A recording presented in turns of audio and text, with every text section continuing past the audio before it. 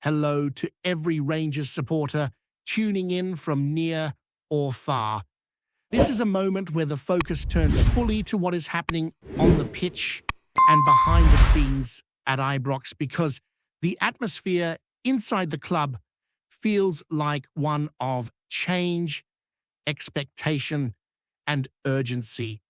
There is a new direction taking shape, and it is creating plenty of anticipation about what may unfold once the January window arrives.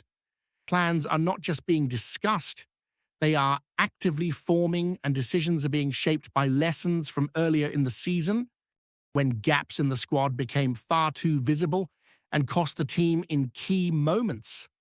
The current leadership inside the dressing room and the boardroom are pushing for balance and personality in the team, something that was missing after the last recruitment cycle. The midfield, in particular, has become an area of genuine debate. Supporters could spot the problem months ago, moments where the team lacked physical presence, tempo control, and a midfielder capable of dictating matches the way Rangers sides of the past once did. Now, there is a clear intention to fix those issues, and it is understood that proper backing will be given to the head coach as he attempts to reshape the squad into something more competitive and more complete. A familiar face has been mentioned as a possible option to bring that balance back. A midfielder currently at Wrexham, 31 years of age, someone with experience in English football and a past connection with the manager, has become a name worth watching. His history with the club, understanding of the environment and versatility across attacking roles make him an appealing option, especially for a side needing someone who can step straight in and contribute. Nothing is set in stone, but it is a move that makes practical sense for a team seeking reliability rather than experiments.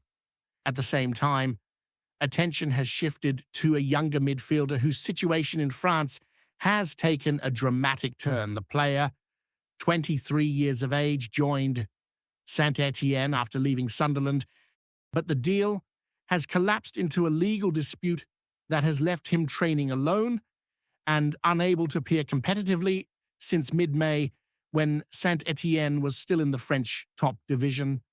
His contract situation is complicated. The legal process continues to drag on, and a tribunal hearing has been pushed into the first quarter of 2026, leaving any potential transfer on hold until there is clarity. Despite this, Rangers are keeping a close eye on developments because his profile matches exactly what the squad currently lacks: a tall, athletic presence in midfield, someone who can cover ground, dominate physically, and even fill in at centre-back if required. He has represented France at under-16 and under-20 levels, which speaks to his pedigree and the potential that still exists in his game. His background includes roots in Ghana and Cameroon, and his combination of strength and mobility is something Rangers have struggled to find, even though the situation is uncertain. The mere fact that talks have begun reflects how serious the club is about addressing the spine of the team rather than settling for temporary answers. While transfer discussions continue, another important storyline is unfolding closer to home. The future of 19-year-old Bailey Rice has become a pressing concern. Entering the final year of his contract, negotiations have slowed, and the risk of losing a promising talent for little return is becoming more realistic by the week. Several English clubs are monitoring the situation, including sides from the Premier League and the Championship, waiting to see if Rangers hesitate long enough for an opportunity to open. To lose a homegrown player with his potential would feel like a repeat of mistakes supporters have seen before, where talent leaves before it ever gets the chance to mature at Ibrox. Rice has been highly rated since he first appeared in the senior squad, and his development has drawn comparisons to others who left Scotland young and later grew into significant careers elsewhere. The fear is not just losing a footballer, it is losing value, losing identity within the squad, losing a player who understands the club in a way outsiders never fully can, with important positions waiting to be filled and a rebuild already underway. The timing of this contract uncertainty feels dangerous. In the middle of a reset, it is exactly the wrong moment to let a player like that slip away without the club defending their long-term interests. The club is operating without a permanent chief executive or sporting director, and the head coach is expected to have more influence on January decisions than usual. These next steps will reveal whether the leadership truly understands what needs to be corrected. This moment feels like a test of judgment, a test of planning, and a test of whether Rangers can protect their future while repairing mistakes from the past. The January window is approaching, the squad needs more balance, and the decisions that come next will tell supporters everything they need to know about the direction Rangers are heading. As preparations continue inside the training ground, there is a growing belief that January will not simply be about adding new faces, but about reshaping the squad in a way that reflects what the head coach wants from his team. This is not a moment for temporary fixes or short-term gambles. It is a chance to rebuild areas that have weakened the squad's structure. Supporters have seen seasons drift away because important decisions were delayed, and now there is a real determination to prevent that from happening again. Midfield remains the most urgent priority, but there are other areas where depth will need to be improved, including central defense and a wide attacking roles where injuries and inconsistency have forced constant reshuffles. Inside the club, there is concern about balance, especially when it comes to physicality and leadership. Too often this season, the team has struggled to control matches once the tempo increases. The lack of a dominant presence in the center of the pitch has made it difficult to protect the back line, and gaps have appeared between the midfield and the forwards. The goal is to sign players who can handle the demands of Scottish football every single week, players who bring not only technical quality but also the resilience needed to thrive in difficult away grounds where matches are rarely won just through possession. This is one reason the club is keeping a close watch on players who can bring height, aggression, and authority to the heart of the team. A midfielder who stands over 6 feet tall, someone capable of competing aerially and covering large areas of the pitch, would offer something the current squad does not possess in abundance. The interest in the French-based midfielder, despite the legal complications surrounding his contract situation, reflects that urgency. Rangers do not often pursue players involved in such complex scenarios, but the potential upside has encouraged patience. If the situation clears, he could arrive as a transformative profile rather than a speculative signing. Meanwhile, conversations around the future of Bailey Rice continue to linger in the background, adding a layer of anxiety to the rebuild. Allowing him to walk away for a minimal fee would send the wrong message to the dressing room and the support. It would suggest that the club has not fully learned from previous situations where promising young players were lost before their value was protected. Rice is still developing, still making mistakes, still learning the demands of senior football, but the raw talent is there. It would be frustrating to see that potential realized somewhere else just because negotiations were not handled with enough urgency or clarity. This contract issue also represents something that supporters have been calling for: a stronger internal structure that ensures long-term planning rather than reactive decisions. Losing a player like Rice would not just be about finances, it would be about identity. The team needs Scottish players who understand the environment, players who feel the weight of the shirt in a positive way and grow with it rather than shy away from it. The head coach is aware of that, and those close to the squad believe clearer communication will be needed if the situation is to be resolved.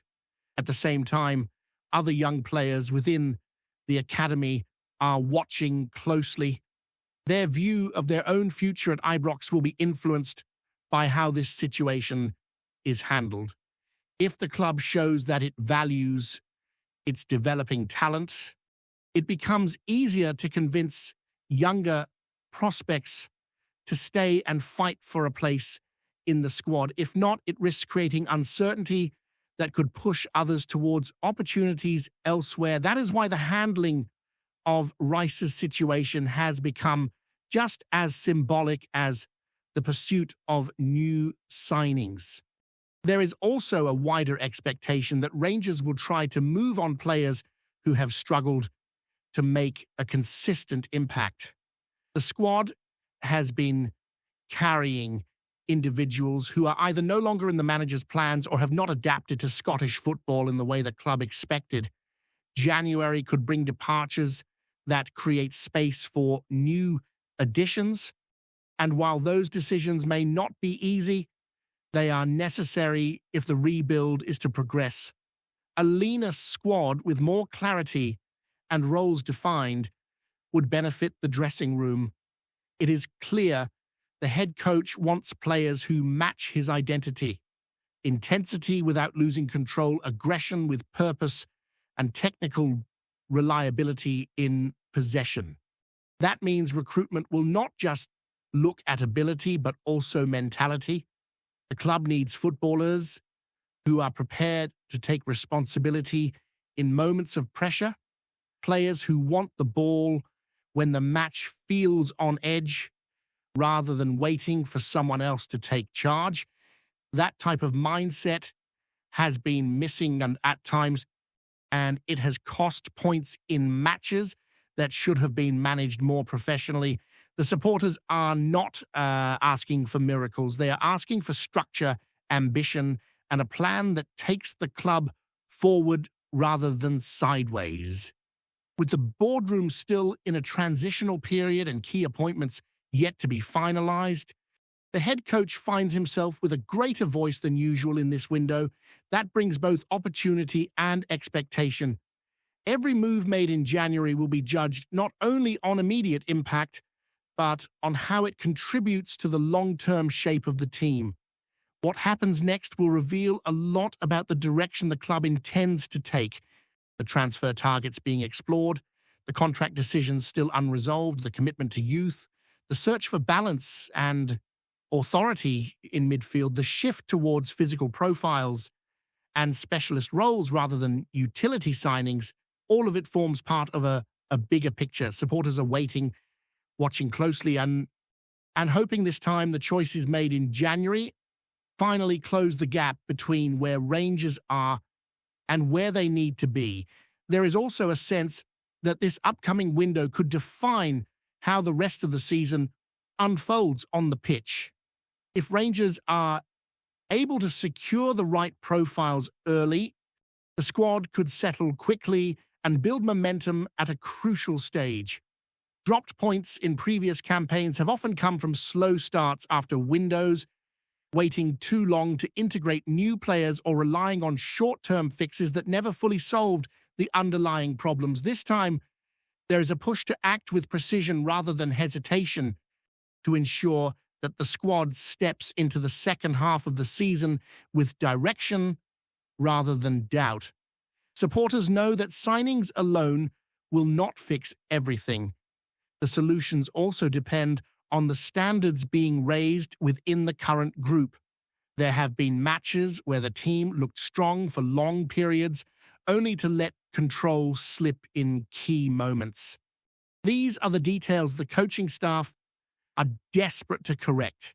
They want a squad that plays with authority From the first whistle to the last, a team that does not let the occasion overwhelm them, but instead uses the pressure as fuel.